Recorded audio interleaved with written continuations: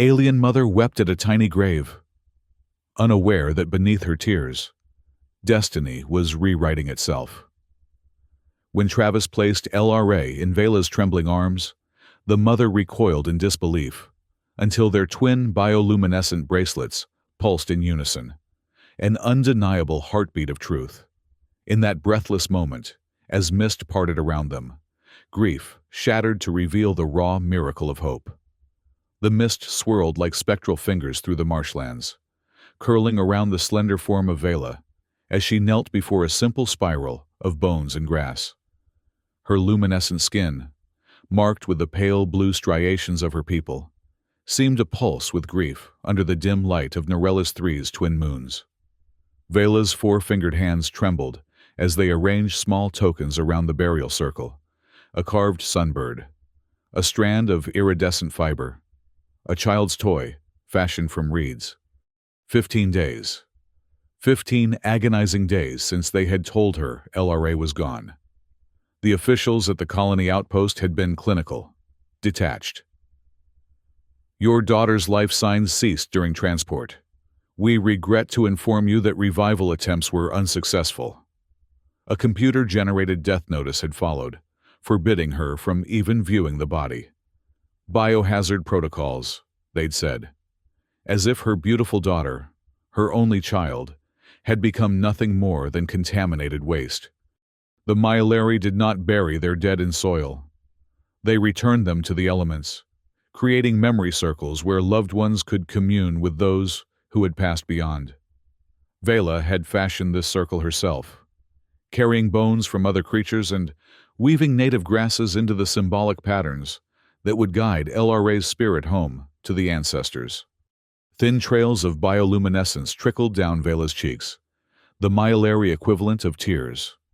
She touched the small bracelet in her hand, the twin to the one she had slipped onto LRA's wrist at birth. It remained dark, lifeless. When alive, it would have pulsed in harmony with her daughter's heartbeat, a constant reassurance across any distance. Its silence was confirmation of what Vela already knew, or thought she knew. The handheld holo recorder she had stolen from the outpost emitted a soft ping. Vela had taken it on impulse, wanting to record images of the burial circle to carry with her when she eventually left this cursed planet. But now, the device was detecting something else, a faint biometric signature coming from beneath the collapsed bluff about 100 meters to the west. Vela ignored it. Probably just another of the burrowing creatures that thrived in these wetlands. She returned to her ritual, singing the ancient songs of passage in her native tongue, a language no human on Norellus III could understand. Across the wetlands, Travis Mercer adjusted his equipment pack and checked his mapping scanner again. The terrain of Norellus III was notoriously unstable, with subterranean waterways that could collapse without warning, creating sinkholes and reshaping the landscape overnight.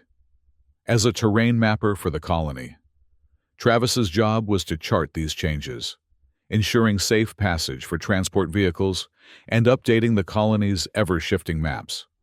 Today, his scanner had picked up an anomaly near the eastern marsh, a pocket of air where there should be none, possibly indicating a new cave system or, more concerning, evidence of an imminent collapse. Either way, it needed investigation. Travis slogged through the knee-deep marsh water, his weathered face grimacing at each sucking step.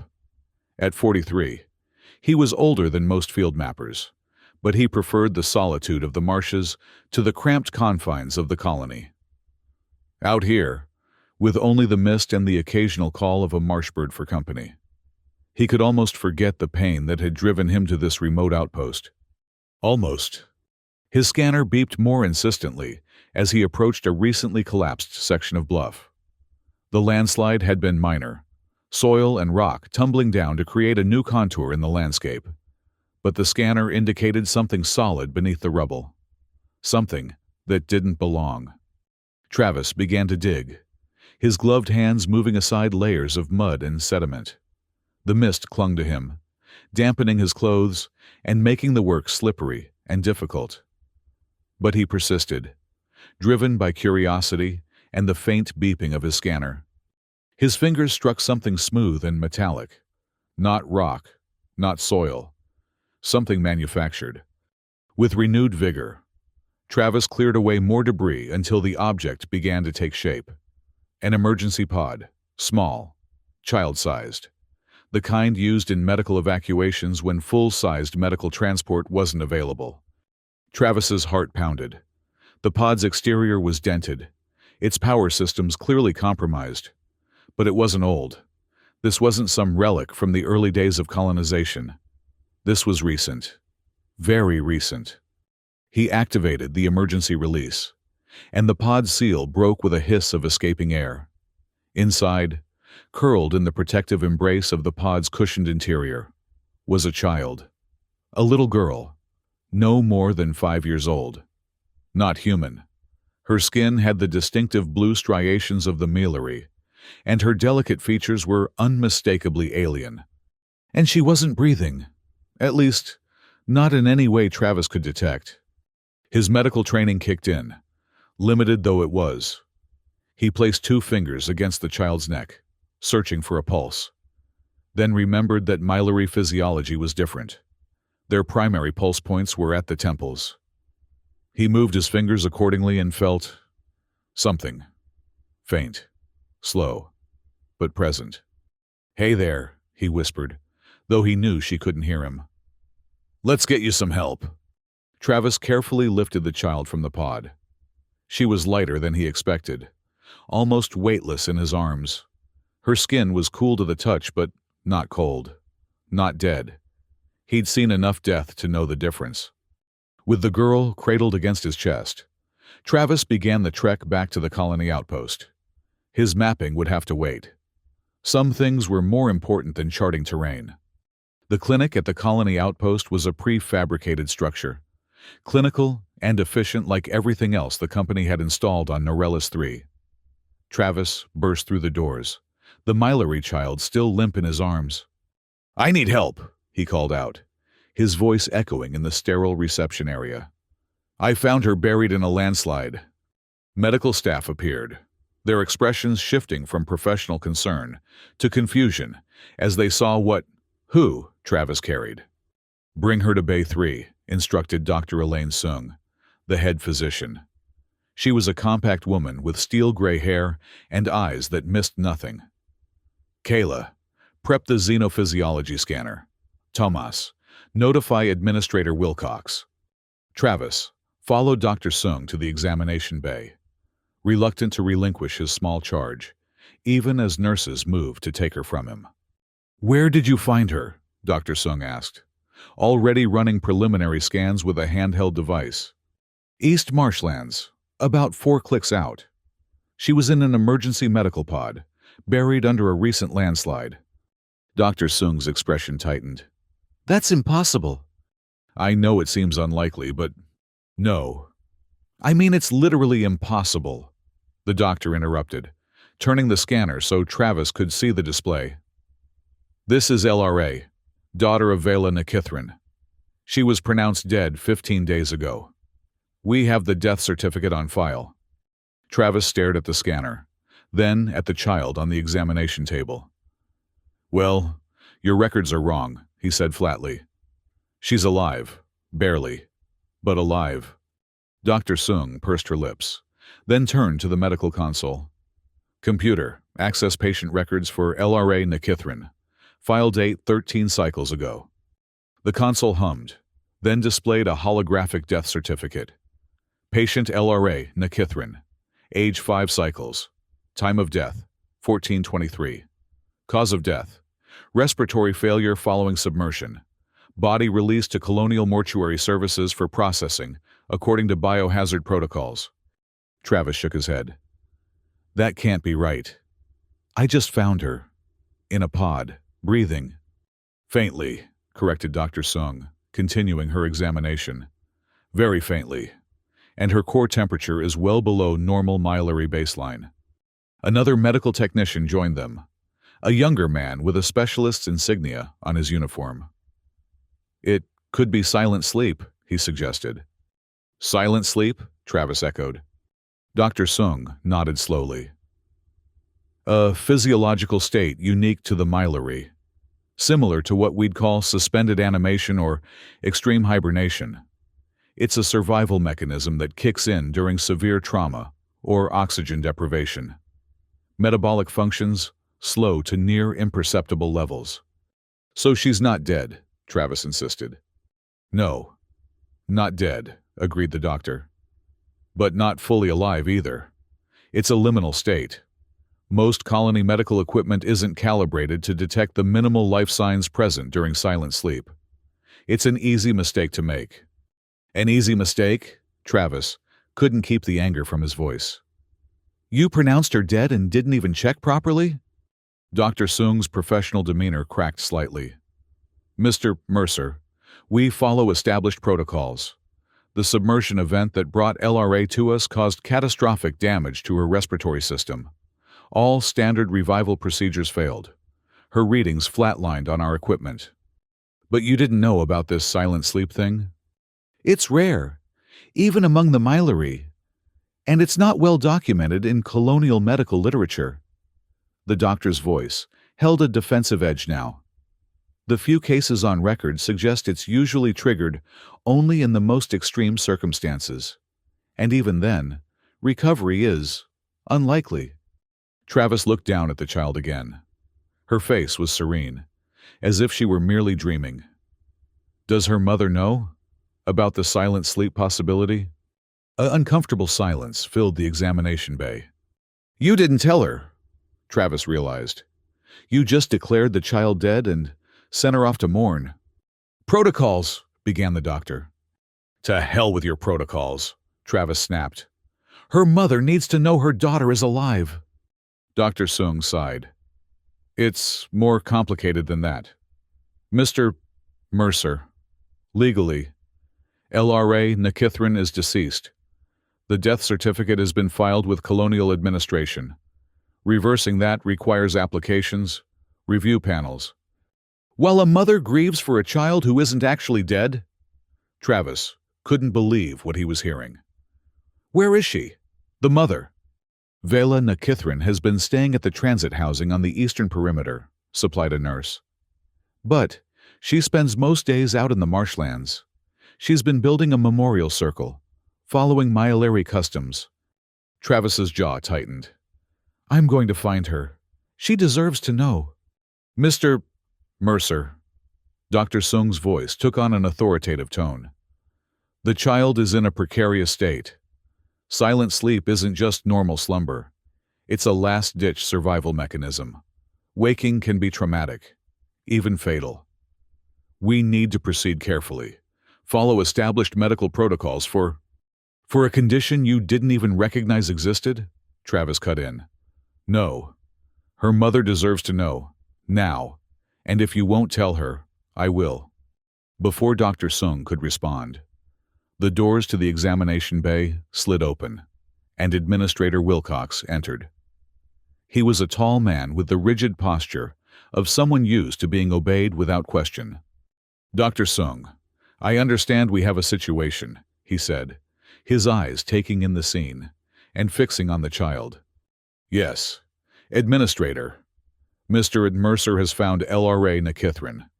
She appears to be in a state of silent sleep, not deceased as previously determined. Wilcox's expression didn't change. I see. And the mother? Hasn't been notified yet, Dr. Sung replied. I was just explaining to Mr. Mercer the delicacy of the situation and the need for proper protocols. Proper protocols would have prevented this mistake in the first place, Travis interrupted. Wilcox regarded Travis with cool assessment. Mr. Mercer, I appreciate your concern, but this is now an administrative and medical matter. We'll handle notification of the parent according to established procedures. Which means what? More delays while you figure out how to cover your mistake? It means, Wilcox said with exaggerated patience, that we will proceed in a way that minimizes both medical risk to the child and legal complications for the colony. LRA Nikithrin is, according to all official records, deceased. Reinstating her legal status requires careful navigation of colonial law. Travis stared at the administrator in disbelief. She's a child, not a legal problem. She's both, Wilcox replied flatly. And until we determine the best course of action, this matter remains confidential. Is that clear? The implication was obvious. Travis was being ordered to stay silent, to leave Vela in her grief while bureaucrats debated the proper forms to file. Travis looked down at LRA, then back at Wilcox. He made his decision in that moment. Crystal clear, he lied. The mist had thickened by the time Travis reached the eastern marshlands again. He had waited until the night shift change at the clinic, then slipped into the examination bay, where LRA was being monitored. The night staff, stretched thin as always, had been easy to evade. Taking the child had been a crime. Kidnapping, technically, though Travis preferred to think of it as a rescue. She remained in her silent sleep state, wrapped now in thermal blankets he'd taken from the clinic supplies. In the dim light of his handheld lamp, her blue-tinged face looked almost peaceful.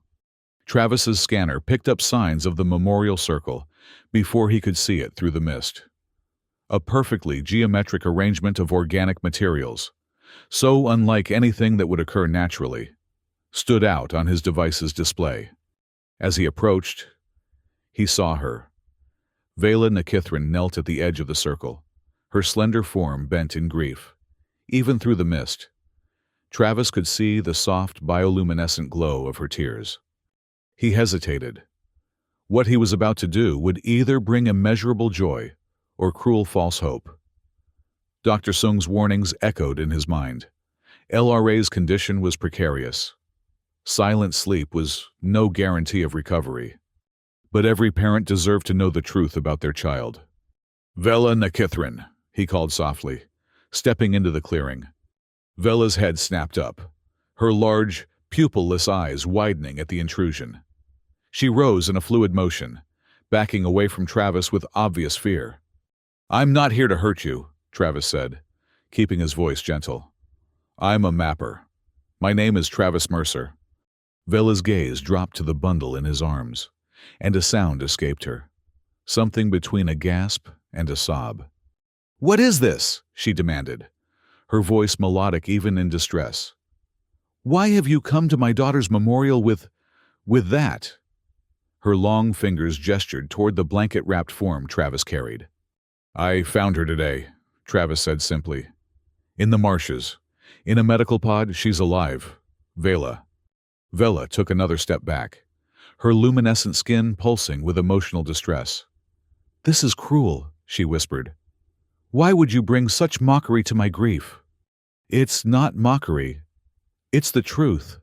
Travis stepped forward, carefully shifting the blankets to reveal LRA's face. The colony doctors made a mistake. They didn't understand about silent sleep. Vela's breath caught. For a long moment, she simply stared, her alien features unreadable to Travis's human eyes. "Silent sleep," she finally repeated, her voice hollow. "That is a myth. A story told to comfort grieving parents." "It's real," Travis insisted. "Your daughter is in it now. The doctors confirmed it." "The doctors declared her dead," Vela countered, anger flaring in her voice. "They denied me even the right to see her body. And now you bring me this deception." Travis took another careful step forward. "I understand your doubt, but please, just look at her. Really look." Vela remained frozen, caught between hope and the certainty of her grief. Finally, with visible reluctance, she approached. Her movements were tentative, as if she feared the child might dissolve into mist at her touch. Travis stood perfectly still as Vela reached out one four-fingered hand to brush against LRA's cheek. The touch was feather-light, reverent. "Cold," Vela murmured, "like death." "Not death," Travis corrected gently. "Silent sleep. Her body has slowed everything to survive." Vela's eyes remained fixed on her daughter's face. "How do I know this is not some cruel trick? Some human experiment or game?" In answer, Travis shifted the blankets further, revealing LRA's slender wrist and the bioluminescent bracelet that encircled it, identical to the one Vela still clutched in her own hand. "The bracelets," Travis said softly. "They're connected, aren't they? To each other and to you both." Vela's hand trembled as she held up her own bracelet, the one that had gone dark when LRA was pronounced dead. She brought it close to its twin on LRA's wrist. For a breathless moment, nothing happened. Then, faintly but unmistakably, both bracelets pulsed with a soft blue light. Once, twice. A rhythm like the slowest of heartbeats. Vela made a sound. Not quite human, not quite comprehensible to Travis's ears, but he understood its meaning perfectly. It was the sound of a barrier breaking, of grief cracking open to reveal the raw, terrible hope beneath. She reached for her daughter with both arms, and Travis carefully transferred LRA into her mother's embrace. Vela cradled the child against her chest, her bioluminescent tears flowing freely now, leaving glowing trails down her cheeks and falling onto LRA's still face. "My daughter," she whispered in her native tongue. "My starlight, my continuation." As Travis watched, the mist around them seemed to thin, parting like a curtain to reveal the night sky above, twin moons and unfamiliar stars casting their light on the reunion he had made possible. Vela looked up at him, her alien features transformed by something Travis recognized instantly, the universal expression of a parent whose child has been returned from the brink. "How?" she asked simply. Travis explained what he knew. Finding the pod, bringing LRA to the clinic, the diagnosis of silent sleep, and his decision to bring her to Vela despite the administrator's orders. "They wanted to wait," he concluded, "to file the proper forms, follow protocols. I couldn't let them keep you apart any longer." "The proper forms," Vela repeated, a bitter edge to her melodic voice. "Always, with humans. There are forms and records and designations. My daughter was reduced to a death certificate." "Not all humans think that way," Travis said quietly. Vela studied him, her large eyes seeming to look through to his core. "No," she acknowledged. "Not all." A distant rumble of thunder broke the moment. Travis glanced up at the sky, where clouds were gathering to obscure the moons. "We should get back to the colony," he said. "There's a storm coming, and LRA needs medical care." "No." Vela's response was immediate and firm. "Not the colony, not their care. They declared her dead without understanding. They denied me my rights as her mother." "She still needs help," Travis insisted. "The silent sleep. She can't stay like this forever." Vela looked down at her daughter, at the barely perceptible rise and fall of her small chest. "Among my people, there are rituals for awakening, sacred sounds and scents that guide the sleeper back. But I cannot perform them here, in this marsh, with a storm approaching." Another rumble of thunder, closer now. The air had taken on the electric quality that preceded Norellis III's notorious downpours. "The clinic at the Western Outpost," Travis suggested. "It's smaller, less official. I know people there who might help without immediately reporting to administration." Vela hesitated, clearly torn between the need for medical assistance and her distrust of colonial authorities. "Please," Travis said. "I promise I won't let them separate you again." After a long moment, Vela nodded. "We will try your Western Outpost, but at the first sign of deception or bureaucracy, we leave." "Agreed," Travis said, relieved. "We should move quickly. These storms can flood the lowlands in minutes." Together, they left the memorial circle behind, making their way through the thinning mist toward the western ridge where the smaller outpost stood. LRA remained cradled in her mother's arms, the twin bracelets pulsing their slow, synchronized rhythm of life. The rain began before they had covered half the distance to the western outpost. At first, it was just a light patter, but within minutes, it had intensified to a torrential downpour that reduced visibility to mere meters. "We need to find shelter," Travis shouted over the roar of the deluge. "The marshes will flood soon." Vela nodded, her slender form hunched protectively over LRA. The thermal blankets Travis had brought from the clinic were soaked through now, offering little protection against the elements. Travis scanned the ridgeline ahead, looking for any structure or natural shelter that might offer protection from the storm. His mapping knowledge told him there was an abandoned survey tower about a kilometer to the north, a relic from the early days of colonization, but sturdy enough to withstand Norella's 3's weather. "This way," he called, pointing. "There's an old tower we can use until the storm passes." They changed course, fighting against the strengthening wind and the increasingly treacherous footing. The marshland beneath their feet was already beginning to liquefy, mud sucking at their boots with each step. The survey tower appeared through the rain as a dark silhouette against the turbulent sky, a slender spire rising from the ridge like an accusing finger pointed at the heavens. As they drew closer, Travis could make out the deteriorated condition of the structure. Weather and time had stripped away most of its exterior cladding, leaving a skeletal framework of composite materials. "Will it hold?" Vela asked, eyeing the tower dubiously. "The core structure is solid," Travis assured her, though in truth, he was less certain than he sounded. These towers were built to withstand anything Norellis could throw at them. They reached the base of the tower just as the first flash of lightning split the sky. The entrance, a simple hatch in the side of the structure, was partially obstructed by years of soil runoff and vegetative growth. Travis put his shoulder to it, pushing until the hatch groaned open, revealing a dark interior space. "After you," he said, holding the hatch wide for Vela and her precious burden. Inside, the tower was dry but cold. The interior had been stripped of most equipment long ago, leaving only the basic structural elements and a few abandoned storage containers. Travis activated his portable light, casting a warm glow through the circular chamber. "It's not much," he acknowledged, "but it will keep us out of the storm."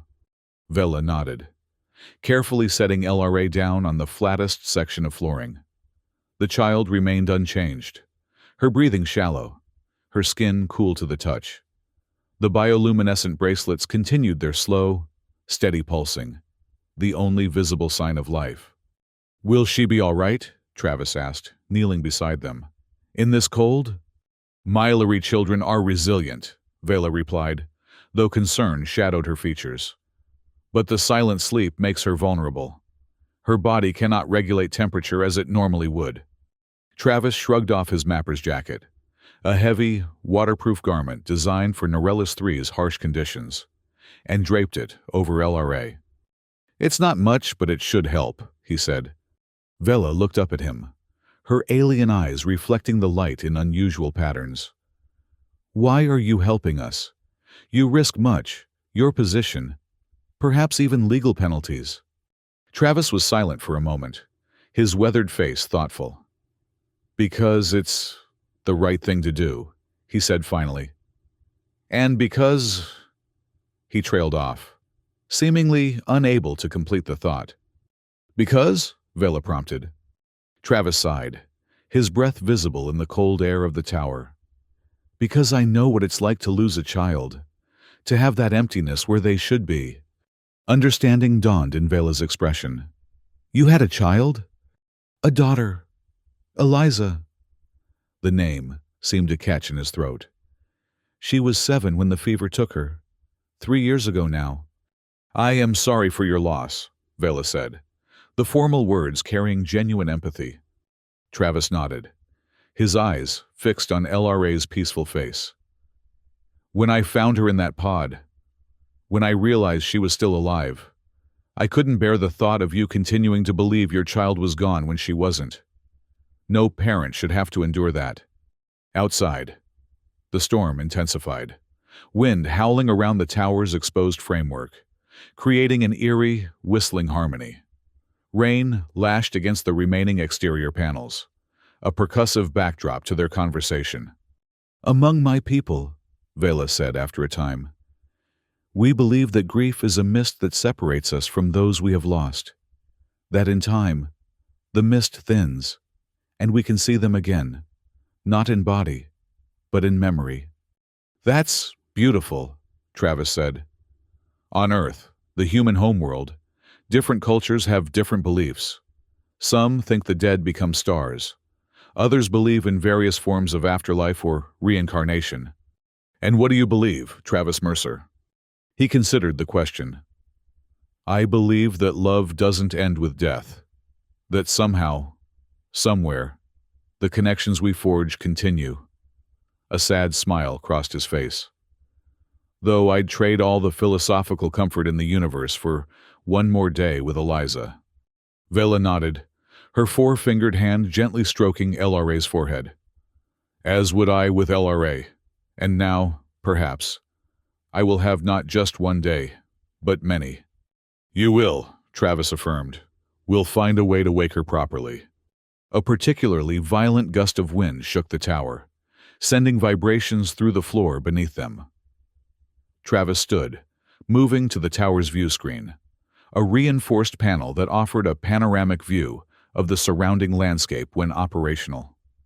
The screen was dark now, its power long gone, but through gaps in the exterior structure, he could see the marshlands below. What he saw alarmed him. The relentless rain had transformed the already waterlogged terrain into a vast, flowing expanse. The waters were rising rapidly, already beginning to encroach on the base of the ridge where the tower stood. The flooding is worse than I expected, he reported grimly. The western outpost may already be evacuating. What does that mean for us? Vela asked, instinctively drawing LRA closer. It means we need a new plan. If the outpost is evacuating, they'll be sending transport to the main colony. We can't go back there. Administration will be looking for us. For you, Vela corrected. I am simply a grieving mother. You are the one who took a deceased child from their care. Travis grimaced. Fair point, but I still think it's best if we avoid the colony entirely. Once the storm passes, we should head north, to Corin Reach. The upland settlement, why there? It's independent, not under direct colonial administration. They take in all sorts, dissidents, deserters, people looking for a fresh start. No questions asked. Travis returned to Vela's side. They also have a surprisingly good medical facility. Unofficial, but well-equipped. Vela considered this. How far? 3 days' journey on foot, under normal conditions. With the flooding and carrying LRA. Travis did the mental calculations. Maybe 5 days. 5 days with her in silent sleep, Vela murmured, concern evident in her voice. I know it's not ideal, but at Corin Reach, you'd be free to perform your awakening rituals without interference, and there would be medical support if needed. Another violent shake of the tower interrupted their discussion. This time, the vibration was accompanied by an ominous creaking sound from below. Travis moved quickly to the hatch, pulling it open to check the tower's base. What he saw confirmed his fears. The floodwaters had reached the ridge and were beginning to undermine the tower's foundation. We need to move higher, he announced, securing the hatch again. The base is starting to flood. The tower's interior was designed with a central ladder leading to multiple levels. Travis took the lead, climbing to the next platform and helping Vela pass LRA up to him before she followed. The second level was in worse condition than the first, with large sections of flooring missing entirely. They continued upward, passing through 2 more deteriorating levels before reaching the top platform, a small, circular space that had once housed the tower's communications array. Here, at least, the structure seemed more intact. The roof was partially collapsed, allowing rain to enter at one side, but the remaining section provided shelter enough for the 3 of them. Travis helped Vela settle LRA in the driest corner, then moved to assess their situation. Through the collapsed section of roof, he could see the full extent of the flooding. The marshlands had disappeared entirely beneath a churning expanse of water that stretched to the horizon. The ridge on which the tower stood was now an island in this newly formed sea. "We'll have to wait out the storm here," he said, returning to Vela's side. "Then assess the best route to Corin Reach once the waters recede." Vela nodded. Her attention focused on LRA. The child's condition appeared unchanged. The slow, steady pulse of the bioluminescent bracelets, the only sign of the life within. "Rest," Travis suggested. "I'll keep watch." But Vela shook her head. "Myleri require less rest than humans, and I will not sleep while my daughter remains in silent sleep. It is our way." Travis didn't argue. He settled himself against the wall opposite, trying to find a comfortable position on the hard surface. The day's exertions, finding LRA, the confrontation at the clinic, the journey through the storm, had left him exhausted, despite his intention to remain alert. Travis felt his eyelids growing heavy. The last thing he saw before sleep claimed him was Vela, her luminescent skin casting a soft glow in the darkness, keeping her silent vigil over the daughter she had thought lost forever. He dreamed of Eliza, not of her death, the fever, the desperate rush to the colony's medical facility, the feeling of her small hand growing cold in his, but of her life, of her laughter as she chased marshbirds along the colony's perimeter, of her serious expression as she helped him calibrate his mapping equipment, of her delight when he brought her interesting specimens from his expeditions. In the dream, she turned to him, her face solemn beyond her years. "Find her, Daddy," she said. "Like you couldn't find me." Travis awoke with a start to find morning light filtering through the collapsed roof. The storm had passed, leaving behind an eerie silence, broken only by the occasional drip of water. Vela still sat in the same position, her vigilance unbroken. But something had changed.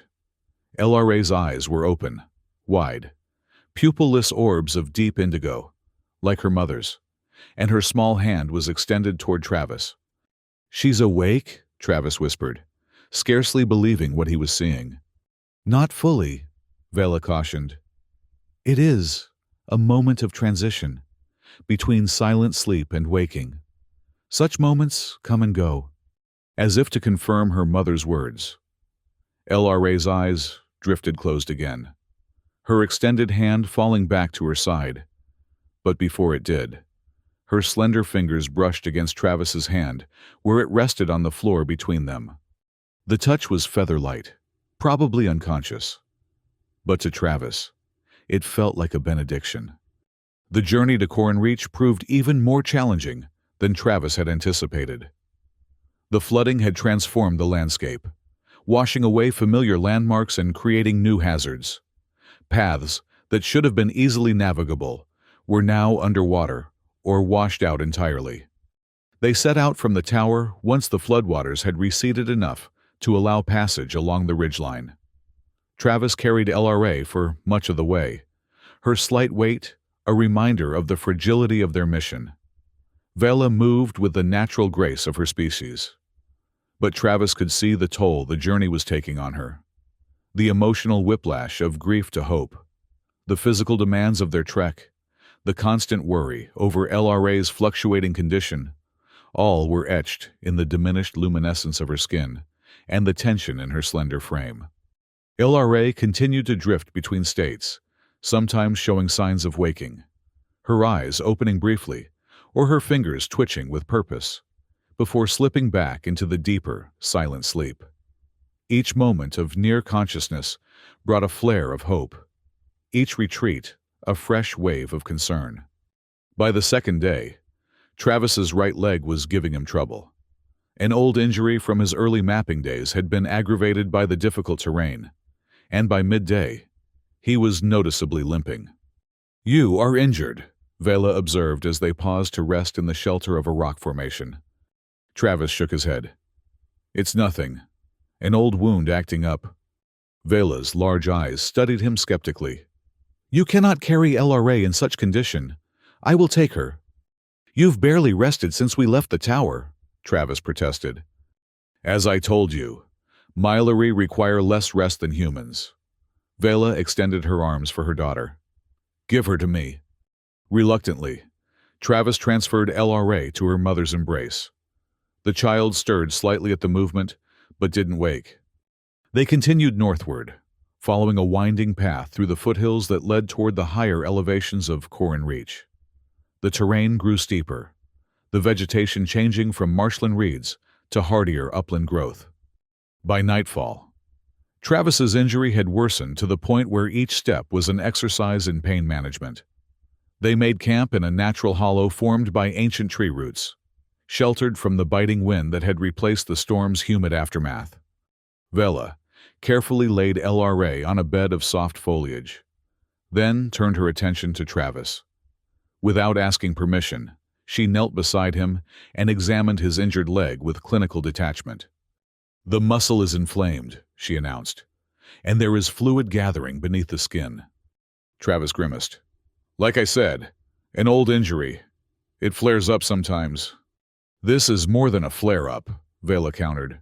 "You require treatment." Before Travis could protest further, she produced a small pouch from within her garments. From it, she extracted several dried leaves of a plant Travis didn't recognize. "Marsh fern," she explained, crushing the leaves between her fingers. "It grows throughout the wetlands of Norellis 3. My people discovered its medicinal properties soon after our arrival." She applied the crushed leaves directly to Travis's inflamed knee, her touch gentle but assured. Almost immediately, a cooling sensation spread through the joint, numbing the worst of the pain.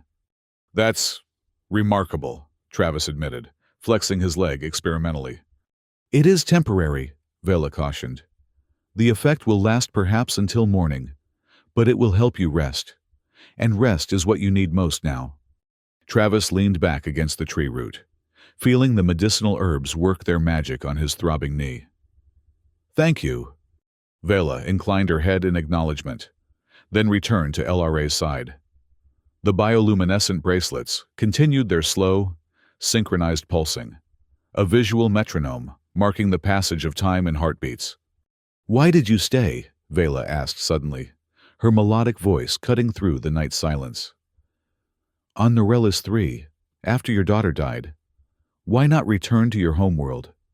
The question caught Travis off guard. He was silent for a long moment, considering his answer. "At first, I stayed because I couldn't bear to leave her," he said finally. "Eliza is buried in the colony cemetery. The thought of being on another planet, light years away from her." He shook his head. "It seemed like another kind of death. And later, I realized I couldn't go back to Earth anyway. Not as the person I'd become." Travis stared up at the unfamiliar constellations visible through the canopy above. "Grief changes you. The people who knew me before, family, friends, colleagues, they would expect the old Travis, the one who hadn't lost a child. I couldn't be that person for them." Vela nodded, understanding in her alien features.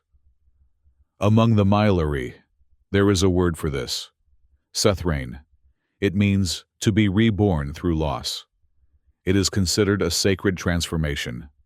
"Sethrain," Travis repeated, the unfamiliar word strange on his tongue.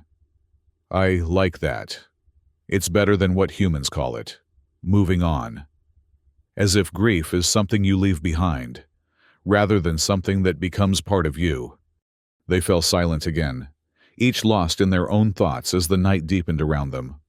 "I stayed because of shame," Vela said suddenly, her voice so soft Travis almost didn't hear it. "Shame?" he echoed, surprised. Vela's luminescent skin dimmed, as if she were consciously suppressing her natural glow. "LRA's accident, the submersion that led to her silent sleep. It happened under my watch. We were harvesting reeds near the western marsh. I turned away for a moment. Just a moment." Her voice caught.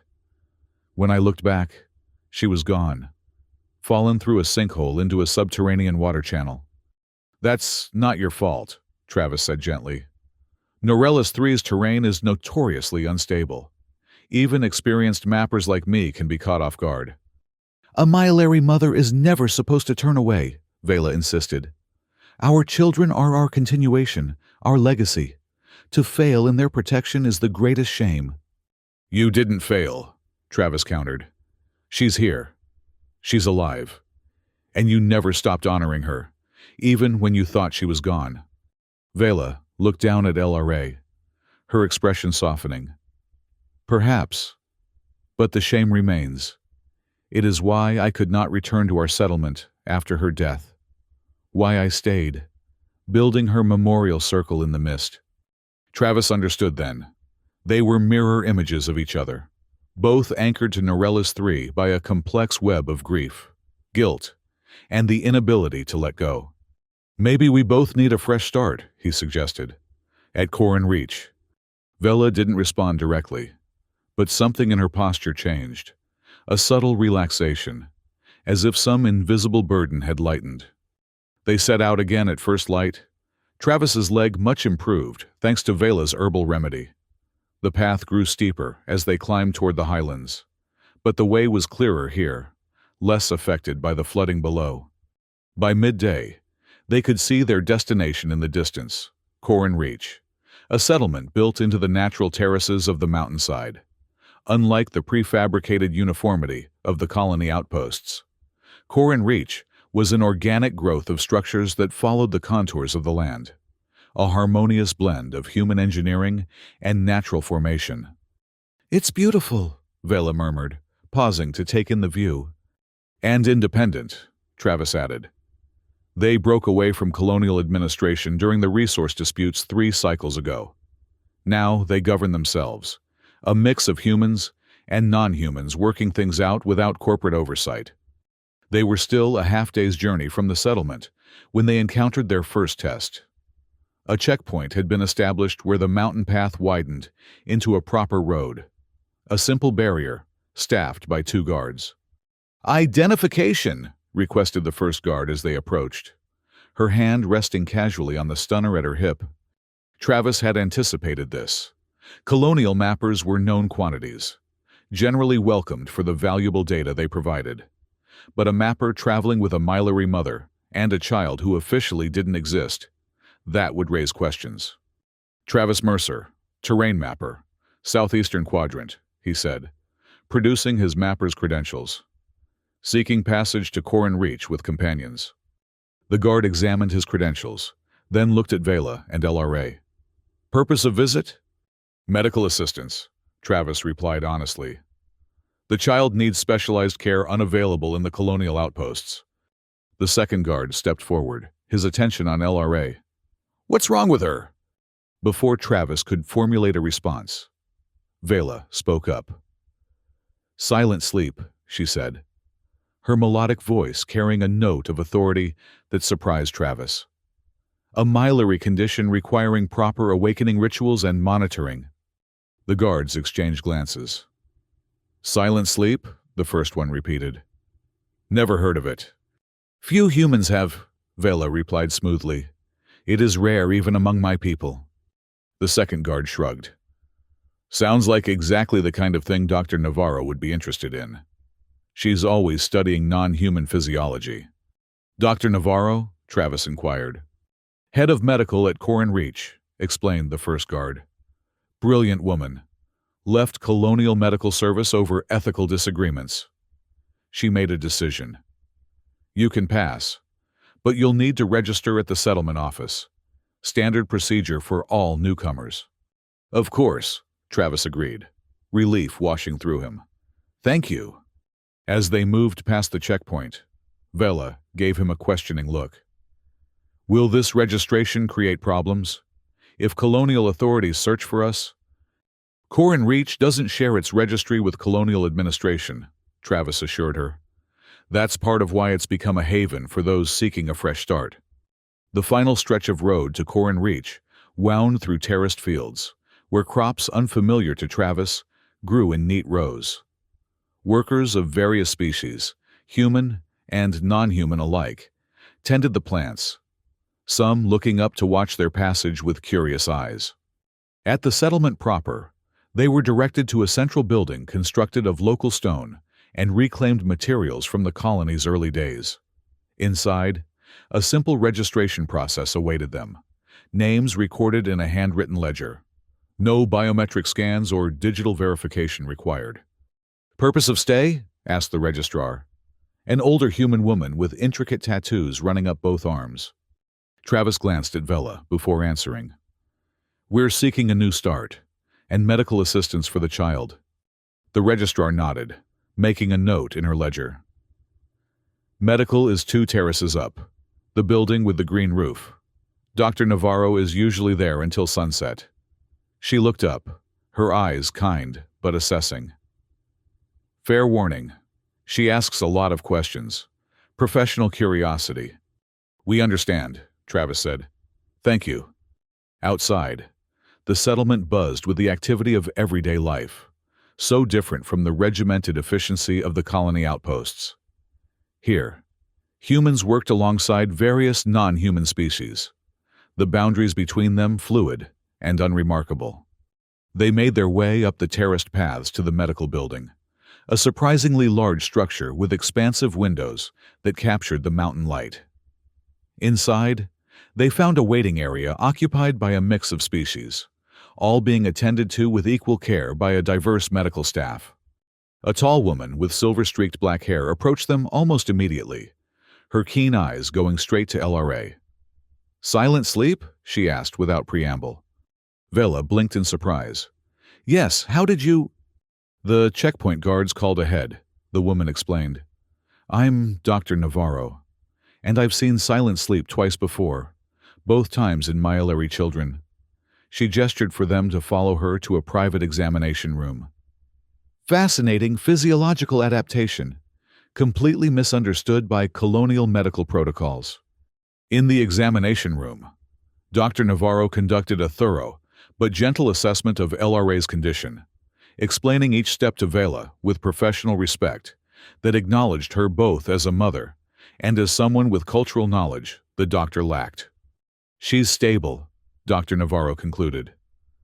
"The silent sleep is deep but not dangerously so. Her vital systems are functioning at minimal levels, exactly as they should be in this state." She turned to Vela. "You'll want to perform the awakening rituals, I assume." Vela nodded, clearly relieved to be understood. "Yes, but I lack the proper materials. The sacred herbs, the resonating stones." "We can help with that," Dr. Navarro assured her. "We have a surprisingly well-stocked botanical repository, and there's a myelary community here who might have the specific items you need." "A myelary community?" Vela's voice held both surprise and hope. "Here?" "About 30 individuals, mostly scientists and artisans who preferred independence to colonial oversight. They maintain many of the traditional practices." Dr. Navarro smiled. "I'll send word that you're here.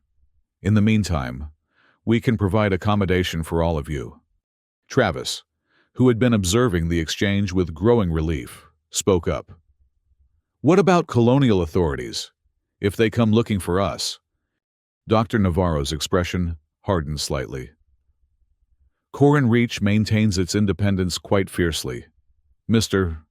Mercer, colonial authorities have no jurisdiction here, and we don't volunteer information about our residents to anyone." Her smile returned. "Besides, as far as I can tell, I'm treating a myelary child with a rare physiological condition, accompanied by her mother and a friend. I see nothing unusual or reportable about that situation." The accommodations provided were simple but comfortable. A 2-room dwelling on the 4th terrace, with a breathtaking view of the highlands and, in the far distance, the marshlands from which they had come. That evening, representatives from the myelary community arrived, bringing with them the materials Vela needed for the awakening rituals. They greeted her with formal gestures that Travis didn't understand, but recognized as culturally significant. They spoke briefly in their native tongue, a flowing musical language that seemed to consist as much of tonal variations as actual words. When they departed, Vela's luminescence had brightened considerably, her hope visibly rekindled. "They have everything I need," she told Travis. "We can begin the awakening process tomorrow, at first light." That's wonderful, Travis said sincerely. Will it, will it work? There are no guarantees, Vela admitted. But the signs are favorable. LRA's moments of near consciousness have been increasing in frequency and duration. And the community here has experience with silent sleep cases. 2 successful awakenings, just as Dr. Navarro mentioned. Travis nodded, relieved. Then we made the right choice, coming here. Yes, Vela agreed softly. We did. The awakening ritual began at dawn the following day. Travis had been invited to observe, but not participate, a privilege rarely extended to non-Mylery. He understood. The ritual took place in a circular chamber within the medical building, specially prepared with traditional elements, a central pool of water infused with bioluminescent algae, aromatic smoke from burning herbs, and a circle of small, polished stones that seemed to vibrate with an almost imperceptible frequency. LRA was placed at the center, still in her silent sleep state, but dressed now in traditional Mylery garments provided by the local community. Around her, Vela and 3 Mylery elders moved in practiced patterns, their voices raised in harmonies that seemed to resonate with the very air in the chamber. The ritual continued throughout the day, phases shifting with the movement of the sun. Travis watched in respectful silence, understanding little of the specifics, but recognizing the deep cultural significance of what he was witnessing. It was near sunset when the change came. The bioluminescent bracelets, Velas and LRAs, began to pulse more rapidly, their rhythm strengthening with each cycle. LRA's breathing deepened, her small chest rising and falling with more purpose. And then, as the last ray of sunlight slipped from the chamber, her eyes opened, fully, consciously opened, and stayed that way. "Mother," she whispered in the Mylery tongue. Vela's cry of joy needed no translation.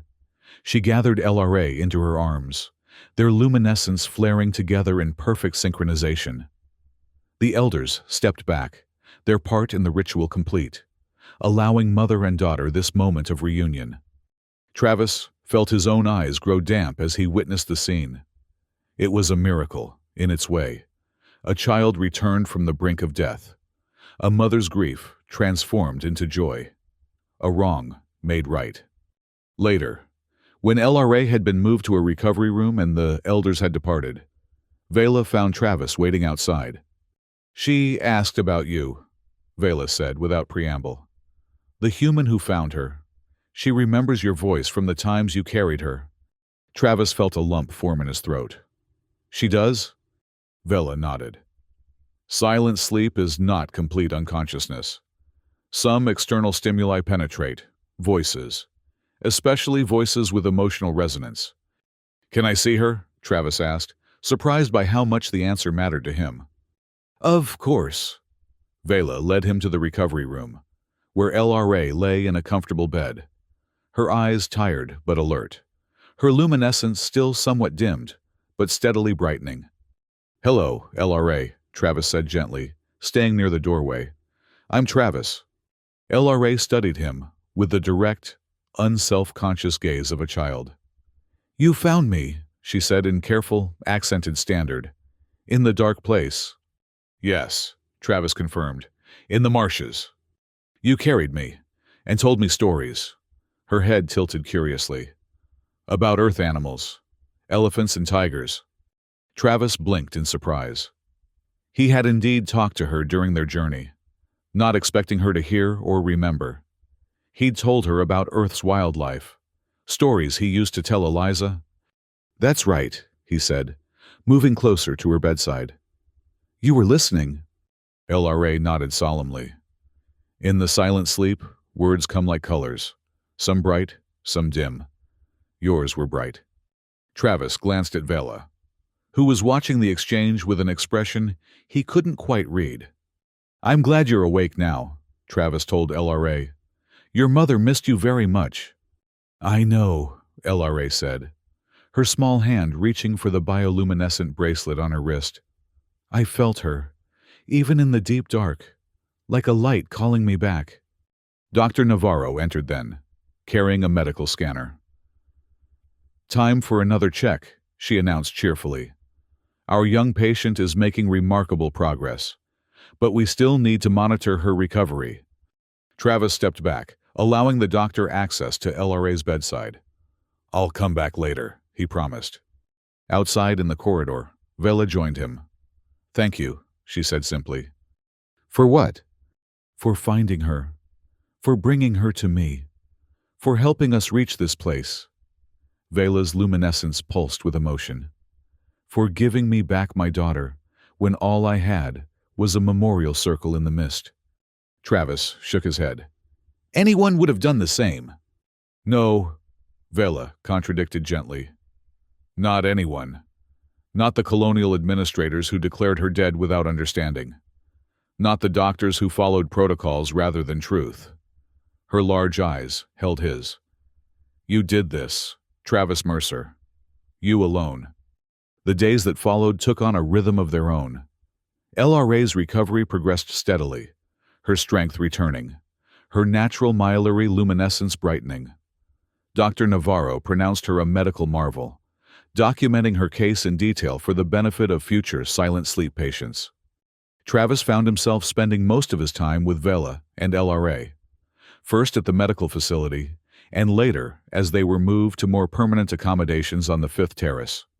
He told himself it was natural. They had been through an extraordinary experience together, formed bonds under unusual circumstances.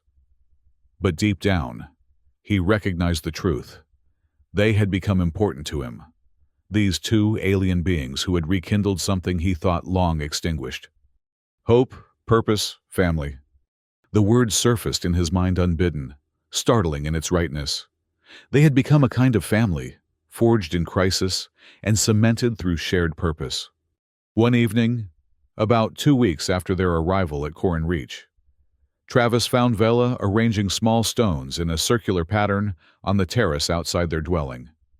LRA was already asleep inside, her recovery still requiring extra rest. "Another ritual?" Travis asked, sitting beside her. Vela shook her head. "Not a ritual, a memory circle, different from a burial circle, though the form is similar." Her slender fingers positioned each stone with deliberate care. Memory circles commemorate life, not death. They anchor memories to physical space, creating a focus for reflection. Travis watched her work, fascinated by the precision of her movements. "What memories does this one commemorate?" "Our journey," Vela replied. "From the marshes to here, from grief to hope."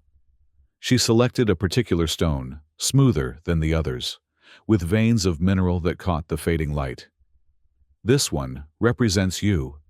Travis was touched by the gesture. "I'm honored to be included." Vela placed the stone carefully within the pattern. "You are part of our story now, as we are part of yours." The simple truth of this statement hung between them, uncontested. They had indeed become parts of each other's stories, their separate journeys now irrevocably intertwined. "Will you stay?" Travis asked after a moment. "At Corin Reach?" Vela's hands stilled on the stones. "Yes. The community here has welcomed us. LRA can grow among both humans and myelary, learning both cultures." She glanced at him. "And you?" Travis nodded. "I've already spoken with the Settlement Council. They need experienced mappers to survey the Highland territories. It's different terrain than I'm used to, but the principles are the same." "And the colony. Will they not come looking for their missing mapper?" Travis shrugged. "Mappers go missing on Norellis 3 with unfortunate regularity. Sinkholes, flash floods, predator attacks. They'll record me as another casualty of the landscape." He smiled wryly. "Technically, they wouldn't be wrong. The landscape did claim me, just not in the way they'll assume." Vela returned to her arrangement of stones, adding a final few to complete the circle. "Among my people, there is a saying, 'The path chooses the traveler.' It means that sometimes we find ourselves on journeys we did not consciously select, but that are nevertheless precisely where we need to be. I like that, Travis said. It fits what happened to us. Yes, Vela agreed softly. It does. 2 years passed, measured in the unique cycles of Norellis 3. Corin Reach continued to flourish, its independence secured through trade agreements and strategic alliances with other settlements beyond colonial control. Travis's mapping skills had proven valuable, earning him respect within the community and a permanent position on the settlement council. Vela had found her place as well, serving as a cultural liaison between the human and Myleri residents, and teaching traditional art forms to children of both species. And LRA had thrived. Now 7 years old, she moved between human and Myleri societies with the effortless adaptability of childhood, equally comfortable in both worlds. The silent sleep had left no lasting physical effects, though Dr. Navarro noted that her perceptual abilities seemed enhanced in certain ways, perhaps a result of the peculiar sensory state she had experienced during her prolonged unconsciousness. On a clear morning in the spring season, Travis led LRA to a newly terraced garden plot on the outskirts of the settlement. The land had recently been cleared for agricultural expansion, and residents were being encouraged to claim sections for cultivation. "What will we plant?" LRA asked, skipping alongside him with the boundless energy of a child fully recovered from her ordeal. "Whatever you want," Travis replied. "The soil here is rich. It will support earth crops as well as native Norellis plants." LRA considered this seriously, her luminescence flickering in the pattern that Travis had come to recognize as deep thought. "Can we plant sunbirds?" she asked finally. Travis smiled. Sunbirds weren't plants at all, but rather small avian creatures, native to the Myleri homeworld, creatures known now only through carved representations and stories. "We can't plant actual sunbirds," he explained gently. "But we could plant flowers that might attract Norelli's birds. They're not the same, but they're beautiful in their own way." LRA nodded, accepting this compromise. "And food plants too," she decided, "to share with everyone." "That's a great idea," Travis agreed. He handed her a small trowel sized for her hands. "Want to make the first hole?" LRA took the tool and carefully began to dig, her small face a study in concentration. As Travis watched her, he felt a familiar bittersweet pang, the ghost of Eliza overlapping with the very real child before him. Not replacing her. Never that. But existing alongside her memory in his heart. "Is this deep enough, Dad?" LRA asked, looking up at him. The word stopped Travis cold. It was the first time she had called him that. Dad. He had been Travis since they met, a friend of her mother's, a human who had found her in the dark place. But now, suddenly, he was Dad. "Yes," he managed, his voice rough with emotion. "That's perfect, LRA." She beamed at him, her luminescence brightening with pleasure at his approval, then returned to her task with renewed enthusiasm. From the edge of the terrace, Vela watched them, her own luminescence pulsing in harmony with her daughter's. The memory circle she had created 2 years earlier had grown, new stones added to commemorate milestones and moments. LRA's first day at the settlement school, the formal recognition of their residency status, the seasonal celebrations they had shared. The circle was no longer just a commemoration of their journey from the marshes. It had become a living record of their life here, at Corin Reach. A life none of them had sought or expected, but that had found them, nonetheless. A life built not on blood ties or shared species, but on something more fundamental, the universal language of loss and love, grief and hope, endings and beginnings. As Travis helped LRA plant the seeds that would take root in their new plot of earth, he reflected on the strange path that had led him here, from the fog-shrouded marshes where he had found a child believed dead, to this sunlit terrace where that same child now called him Dad, from the solitary grief that had kept him trapped on Norellis 3, to the unexpected family that gave him reason to stay. The mist had thinned, revealing not just memory, but a future he had never dared to imagine.